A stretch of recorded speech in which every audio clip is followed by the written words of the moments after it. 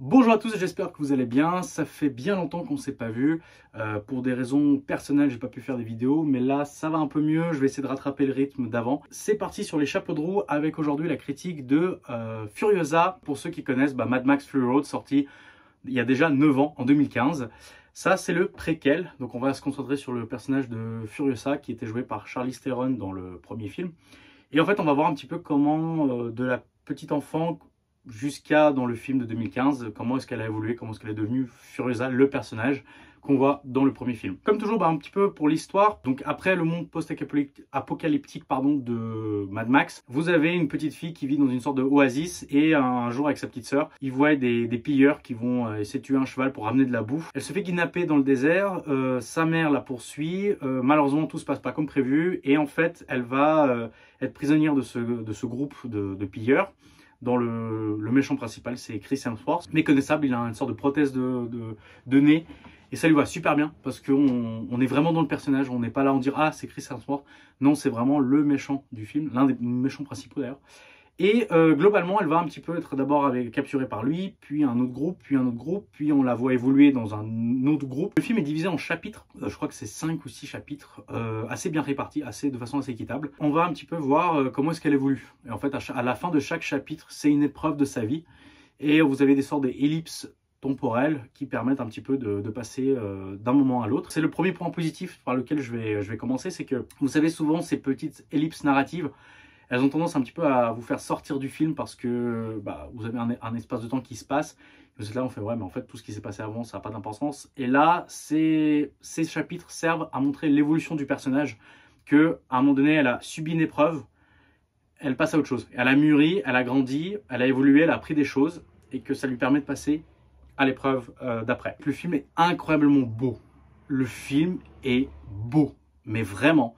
Je suis sorti de la salle, je l'ai vu en IMAX. D'ailleurs, parenthèse, l'IMAX, 25 balles la séance, moi ça m'a un petit peu... voilà, ça m'a un peu fait chier pour être honnête. Mais le film est incroyablement beau. Autant dans Mad Max Fury Road, on avait des plans géniaux et tout. Ici, c'est encore le cas. Vous avez vraiment un film qui est posé. On vit dans une époque TikTok, vous savez, on scrolle tout le temps et tout, faut que ça bouge et tout. Et là, vous avez un film qui est posé, qui ne bouge pas. À un moment donné, vous avez vraiment des plans, des tableaux, c'est des tableaux.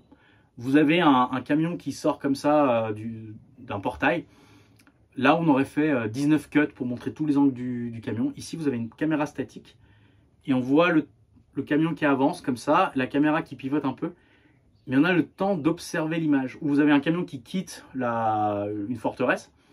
Et là où pareil, ça aurait coupé, ça aurait cuté et tout. Et en fait, vous avez un plan comme ça qui se pose. 10-15 secondes. Pendant les 5 premières minutes, c'est un petit peu... ça vous fait bizarre. Tu dis, mais pourquoi il ne bouge pas le film? Enfin, la caméra, elle est morte ou quoi? Qu'est-ce qui s'est passé? Et en fait, ça vous donne le temps de respirer et vous habituer rapidement à observer le plan. C'est quelque chose qu'on voit de moins en moins et qui vraiment, au début, fait bizarre, mais moi, j'ai vraiment apprécié. Ça respire. À un moment donné, vous avez juste une moto qui part comme ça au large. Il n'y a rien à observer. Il n'y a pas de petits détails, vous savez, des petits CGI qui surgissent. Vous avez juste un désert, un petit personnage, et le plan est posé. Et en fait, vous êtes là, vous êtes en train de contempler Et en fait, si vous voulez, même si le décor est vide, ça permet de comprendre la situation du personnage. Que le personnage est seul, qu'il est dans le vide, qu'il est dans le désert, qu'il a des doutes. Pareil, à un moment donné, vous avez des scènes incroyables parce que là où on aurait cuté, ici, ils choisissent de faire un travelling. À un moment donné, ça commence dans les airs et ça redescend comme ça sur une moto, ça suit la roue du camion, ça part en dessous. Alors, oui, c'est des effets spéciaux, mais beaucoup de fois, c'est un peu entrecoupé. D'ailleurs, les effets spéciaux, super bien. Il y a deux, trois scènes où des fois, on voit un petit peu l'écran vert et tout, mais dans l'ensemble, c'est top. Vraiment, il y a beaucoup d'effets pratiques, comme ça, on le voit. Pareil, à un moment donné, vous avez des plans où tu dis, mais ça sert à rien. Mais c'est tellement beau, c'est tellement posé. Et en fait, ça vous reste dans l'action. À un moment donné, vous avez quelque chose qui se passe à l'avant du camion. La caméra rentre dans l'habitacle. On filme le truc, on ressort pour se concentrer sur les deux personnages. Et ouais, exactement, c'est ça. Là où ça aurait coté, on se dit, bon, c'est encore une scène d'action et tout. On pose le plan, on comprend ce qui se passe, on arrive à voir les personnages, on voit l'enjeu. Et juste pour ça, juste pour voir le film comme ça, muet, même muet sans musique, rien, le film est incroyable déjà. Donc ça, c'est la première chose. Deuxième chose, Les acteurs jouent super bien. Anya Taylor-Joy, c'est pas quelqu'un que je suis un grand fan.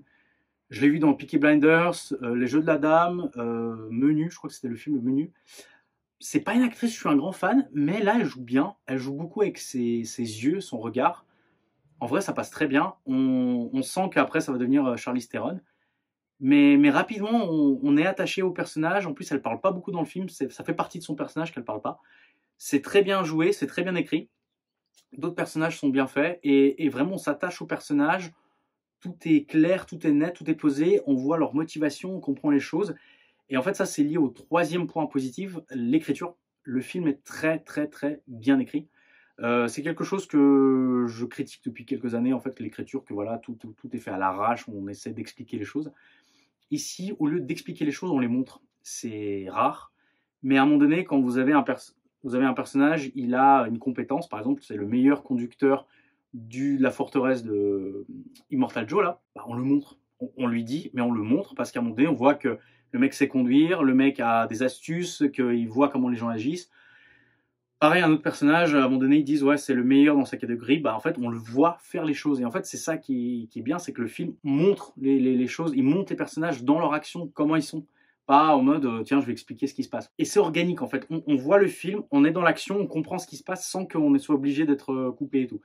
Et cette écriture aide aussi le rythme. Il y a beaucoup de dialogue, mais il y a aussi beaucoup d'action, il y a aussi beaucoup de plans posés, comme je disais. Pour autant, le film n'est pas ennuyeux, vraiment. Il prend son temps. Le film n'est pas rapide, il n'est pas saccadé. On prend le temps d'évoluer dans le personnage, on prend le temps de montrer les choses, aidé par ces plans-là. Une chose, en fait, qui m'a marqué dès le début, c'est l'univers. Alors, moi, je ne suis pas du tout fan de l'univers Mad Max, je le dis tout de suite. J'ai vu tous les films, j'ai pas accroché, malgré le talent de Mel Gibson.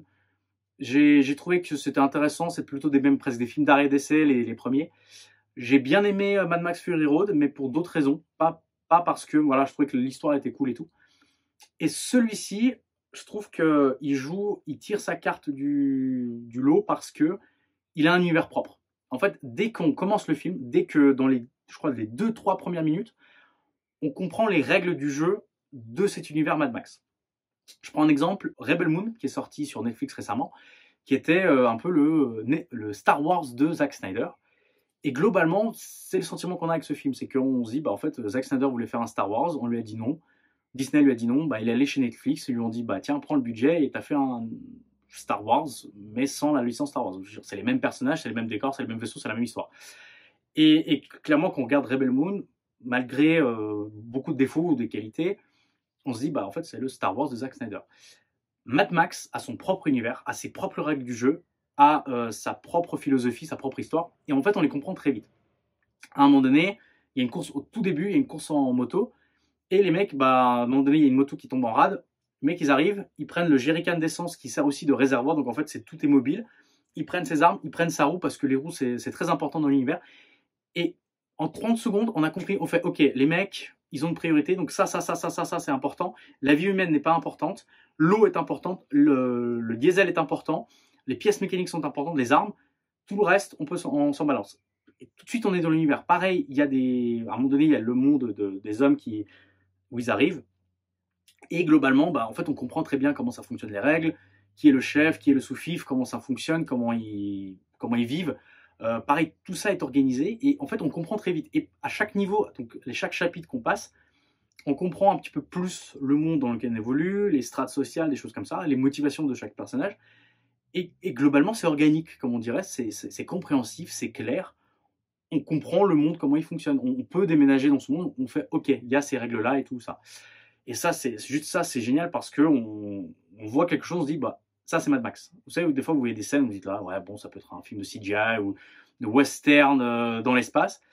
Le mec qui joue de la guitare sur le camion avec des lance-flammes, bah, c'est du Mad Max en fait, on le voit clairement. Dans la miniature, j'ai dit que le film était féministe, mais le féministe qu'on aime. J'utilise le mot, on pourrait penser à certains endroits que le film est woke, parce que dès le début, à un moment donné, vous avez un sort de là où elle habite, Furiosa, vous savez, c'est le vegan paradis. Il y a des panneaux solaires, il y a des éoliennes, tout est vert, ils ont des chevaux. Vous avez deux femmes, tu sais pas trop si elles sont sœurs ou si elles sont les deux, ils sont mamans. vraiment, tu sais, tu dis, c'est le wokisme idéal, parfait, tu sais, tout va bien.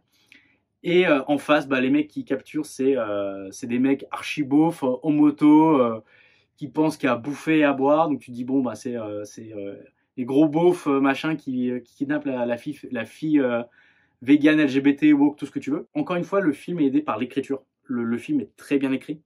On comprend parfaitement comment ça fonctionne. On comprend pourquoi, à un moment donné, l'univers fonctionne comme ça. Qu'est-ce qui va bien, pourquoi il y a des jardins fleurissants, des choses comme ça. Pourquoi il y a les mecs qui se battent pour un bout de poulet. Et en fait, on suit ce personnage de Furiosa de ce plus jeune âge jusqu'à l'âge adulte. Mais tout est très bien écrit, on comprend ses motivations, on comprend ce qu'elle a vécu, on a de l'empathie vers le personnage. Pas de sympathie, mais de l'empathie. À aucun moment, elle est en train de se plaindre ou de dire c'est la faute d'eux. Très vite, elle mûrit parce que voilà, elle est arrachée à sa famille. Donc, elle doit apprendre à se battre, elle doit apprendre à se démerder, elle doit apprendre à s'échapper. Et vraiment, ça fait plaisir parce qu'on suit le personnage pendant 2h30. Et à aucun moment on se dit ouais mais en fait ils essaient de nous vendre un produit ou quelque chose comme ça. Non, non, vraiment on est attaché à ce personnage. Un peu comme Ellen Ripley dans Alien. On est derrière le personnage, ça nous attire, on aime beaucoup. Vraiment on est à fond avec elle. Et ça vraiment c'est top. Donc je ne sais pas s'il y aura un Mad Max 2, donc après Fury Road.